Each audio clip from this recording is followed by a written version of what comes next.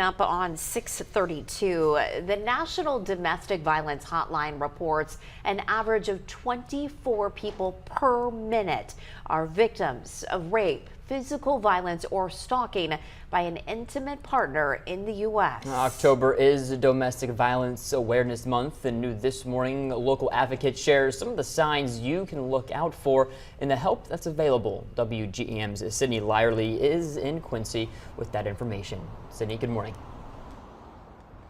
Kyle, good morning. Oftentimes, officials like those here at the Quincy Police Department or officials from programs like domestic programs like QANOTA say that domestic violence can often be hard to spot because it often happens behind closed doors. The executive director at QANOTA tells me that domestic violence can happen to anyone and can be very hard to identify as it isn't always physical. To understand about domestic violence is that physical part of the violence is just one aspect of it. When we talk about domestic violence, we're really referring to relationships where there is a strong element of power and control.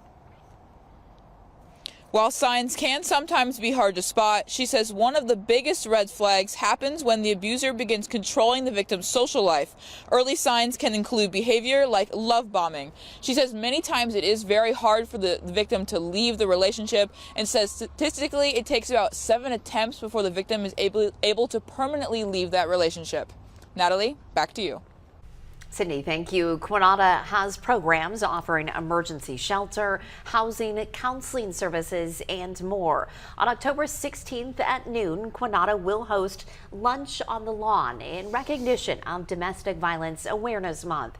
If you or someone you know needs help, you can find national and local hotline numbers on this story at WGEM.com.